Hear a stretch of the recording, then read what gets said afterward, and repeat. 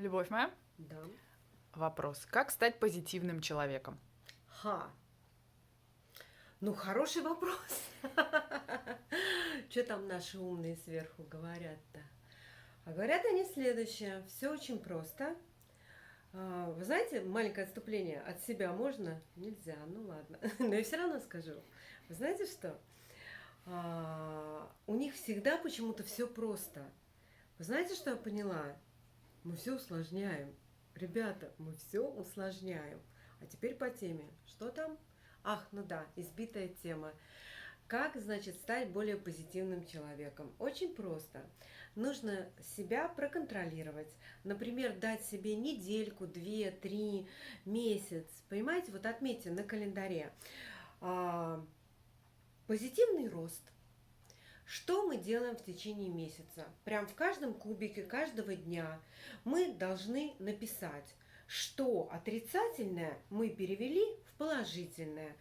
Следующим образом, раздражать, кстати, вас будут на каждом шагу, я вам это обещаю. Значит, вы пошли куда-то, вам хамят, вам нужно принять решение. Вы можете нахамить в ответ, правильно, да?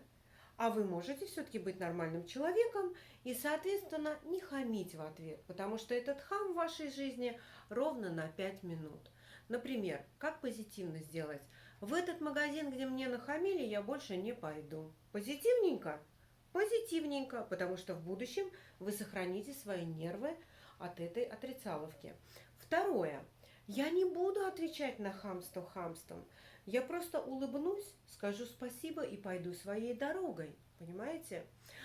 Если вам что-то сказали обидное, да нет проблем. Этот человек вас не знает, вот поэтому он вам это и сказал. А вы же себя знаете? Знаете. Вы не такой? Не такой. Ну и хорошо. Но если вдруг вам что-то сказали обидное, а вы такой, еще лучше поблагодарите человека. Человек вам указал на какой-то недостаток, который вы возьмете, напишите у себя в календарике, да, поставите стрелочку, как вам это перевести в положительное, поработаете над собой, и все будет хорошо. Это значит такой вот маленький такой план действий, да, на ближайшую там неделю, две, три, сколько вам там как бы получится, захочется работать над собой. Что вам это даст? Вот для вас это будет такая небольшая хорошая тренировочка. Вы себя натренируете на позитивное мышление. Чувствуете, да?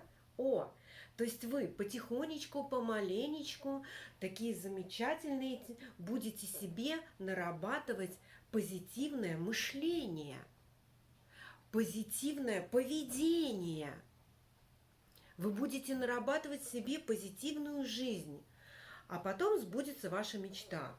Вам станет легче жить. Вам нахамили, повернулись и пошли.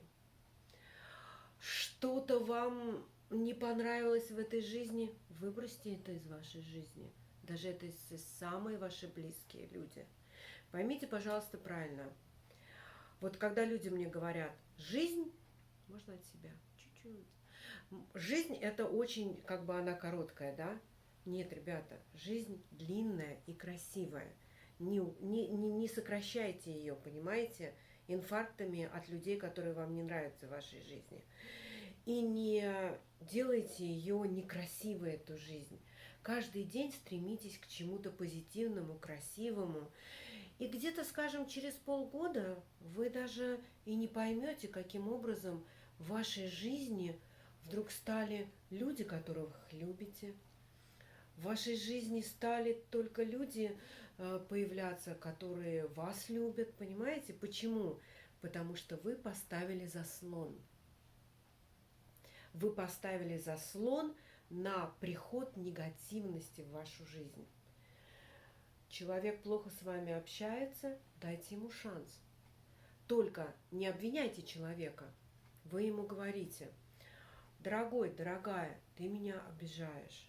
Делая вот это, говоря вот это, ты меня обижаешь. Давай так, я вот тут на позитивность настроился. Хорошо, помоги мне, а я помогу тебе. Напиши мне, пожалуйста, что в этой жизни тебе во мне не нравится. Я постараюсь тебя не убить. Да? И что произойдет? Таким образом, вы выровняете отношения с близкими людьми. Вы с ними либо договоритесь, либо расстанетесь. Вы каким-то образом будете избегать тех мест, где вам не нравится. А Вселенная позаботится о том, чтобы у вас всегда были деньги на те места, где вам нравится. Это закон. Подобное притягивает подобное. Поэтому вы стали более позитивными благодаря очень простым, смешным, казалось бы, незначительным вещам. Просто последить за собой. Мы так часто следим за соседями, за друзьями и недругами. Мы с фейсбуков, с инстаграмов не слазим, что там у других. Ребята, если бы мы посвящали бы себе столько времени, сколько мы посвящаем другим людям, которые зачастую нам не нужны, да пусть они идут лесом. Могу сказать грубее, на все буквы алфавита.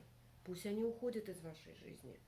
Оставьте в своей жизни только то, что доставляет вам огромное удовольствие. И вы сами не заметите, как через, скажем, год вы будете совершенно другим качественным человеком, ваша жизнь будет совершенно другая, качественная, вас будут окружать люди, которые вас любят, и вы любите их, и вы радуете друг друга, вы будете смотреть фильмы, от которых вы не плачете, а смеетесь, вы будете ходить в места, где вам классно и прикольно, ну, конечно, когда пандемия кончится, а самое главное, вы получите то, что вы хотите. Вы будете счастливыми. Каждый хочет быть счастливым. Просто у каждого свои критерии.